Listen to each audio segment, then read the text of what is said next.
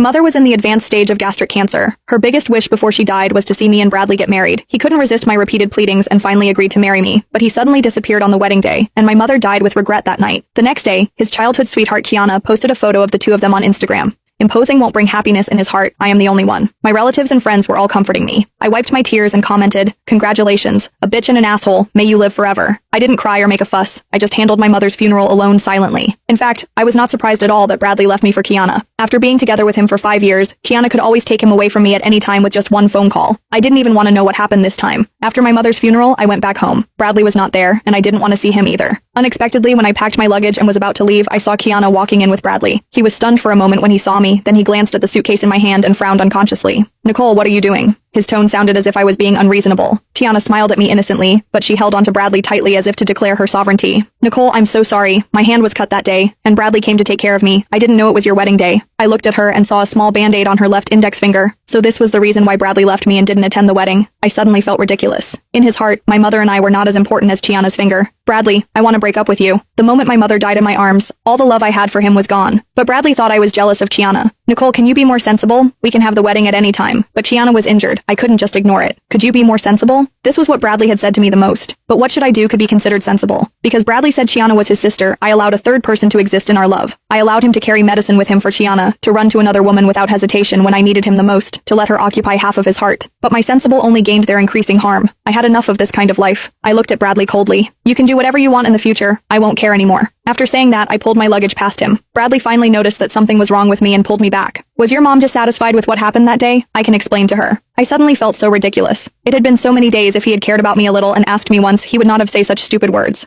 I pried his hand away. "There's no need." I had always been cautious, gentle, and ingratiating myself with Bradley, and had never been as indifferent as I am now. Bradley looked at my back, his eyes stunned for a moment. After coming to his senses, he was about to chase after me, but was stopped by Kiana. "Bradley, this is not your fault. If her mother hadn't pretended to be sick, how could you have been forced to marry her?" I felt like something exploded in my head. Before I realized, I had already slapped Kiana in the face. Bradley, who originally felt guilty towards me, suddenly changed his expression. He subconsciously protected Kiana behind him. His eyes were cold. "Nicole, what are you doing?" I glared at Kiana. "You'd better keep your mouth clean." Kiana was aggrieved. "Was I wrong? If your mother hadn't pretended to be sick and threatened Bradley, how could he marry you?" I looked at Bradley. "Do you think so too?" He didn't answer, but I got the answer from his eyes. Half a year ago, my mother was diagnosed with advanced gastric cancer. She knew she didn't have much time left, and her greatest wish before she died was to see me marry the person I loved and have a good husband. In order to let my mother rest in peace, I begged Bradley desperately and even knelt down in front of him to ask for this wedding. But he thought my mother was pretending, just to force him to marry me. Maybe he always looked down on me from the bottom of his heart.